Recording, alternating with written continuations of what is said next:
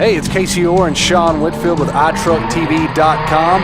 It's time for your NASCAR update, and we're going to get you up to speed. It's Casey Orr and Sean Whitfield, and we're keeping you up to speed on iTruckTV.com.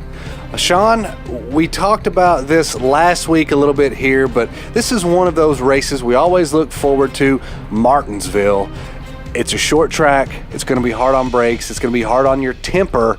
And we were treated to, I think, one of the best races of the year, and we got a little bit of everything.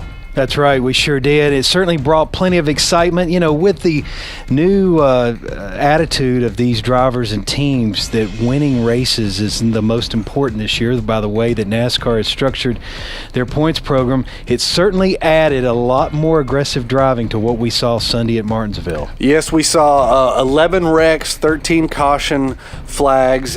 But the thing that sticks in my mind, Sean, we had some drama with Brad Keselowski and Kurt Busch, but when I think of Martinsville, you think about Jimmie Johnson and the fact he has just dominated here lately. And some of these, you know, Denny Hamlin's always good.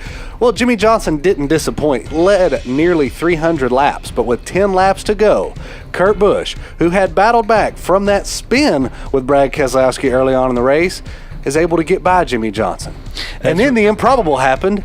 Jimmie couldn't get back by Kurt, and Kurt ends up out-racing Jimmie Johnson at one of his strongest tracks for the victory. One of the more impressive wins I've seen in a long time. And then you're right. In the final 10 laps of the race, we saw Kurt Busch continue with the lead and ends up in victory lane to get his 25th victory in 477 NASCAR Sprint Cup Series races. This is also Kurt Busch's first win in 83 races. His last win had came at Dover in 2011. So big day for the Haas Automation Chevrolet. You think about Kurt Busch, and he made the chase with a one-car team last year and Furniture Row Racing, but he never did get a win, Sean. We always thought, when is he going to finally break through? And for him to get this win off his back, take a little pressure off of him. Early in the season, you've already got a win. You're probably going to make the chase. That had to feel good. And it's like you said, Gene Haas took a chance on him, adding this fourth team to Stewart-Haas. And now Kevin Harvick and Kurt Busch, both new guys at Stewart-Haas, both have wins this early in the season. Let's get into the final results of the STP 500 at Martinsville. And of course, Kurt Busch was in victory lane. Second was Jimmie Johnson. He posted his 22nd top 10 finish in 25 races at Martinsville. It's also his fourth top 10 finish in 2013. Dale Earnhardt Jr. posted his 16th top 10 finish in 29 races at Martinsville. Fourth spot was Joey Logano. Fifth, Marcos Ambrose. Sixth, Matt Kenseth. Seventh, Kevin Harvick. Eighth, Eric Amarello. Ninth, Clint Bowyer. And 10th, Paul Menard. Some other drivers of note, Sean. Jeff Gordon, 12th. Carl Edwards finished 13th. Kyle Busch, 14th.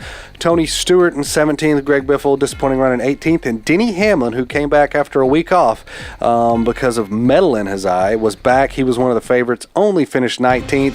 And of course, Brad Keselowski, who had a dust-up with Kurt Busch on pit row, finished 38th. So bad run for the two. And to recap Brad Keselowski's day, on the competition caution around lap 43, he and Kurt Busch get into one another on pit road. It sends Brad Keselowski to the garage. He gets back out on the racetrack with about half of his car, and on Brad Keselowski's mind was nothing but retaliating against Kurt Busch.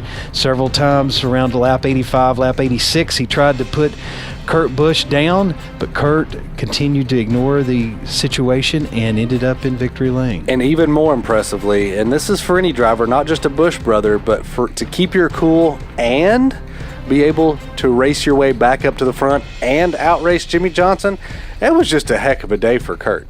In the STP 500, there were 33 lead changes among 12 drivers, and there were 14 caution flags for 92 laps. Sean, we're now 6 races in. We have 6 different race winners. NASCAR has made wins so much more important, and we're starting to see the results with 6 winners already with a win to help make the chase.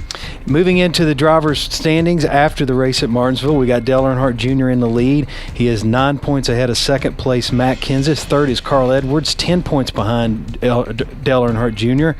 Fourth is Jeff Gordon. Fifth, Jimmie Johnson. Sixth, Kyle Busch. Seventh, Brad Keselowski. Eighth, Joey Logano. Ninth, Austin Dillon. And 10th, Ryan Newman. Paul Menard in the 11th spot. Denny Denny Hamlin 12th, Brian Vickers 13th, Marcos Ambrose 14th, Tony Stewart 15th, and A.J. Allmendinger in the 16th spot. However, Kurt Busch is 20th in points. He has a victory. Kevin Harvick 25th in points, and he has a victory. Like I said, Sean, 6 races so far, 6 winners.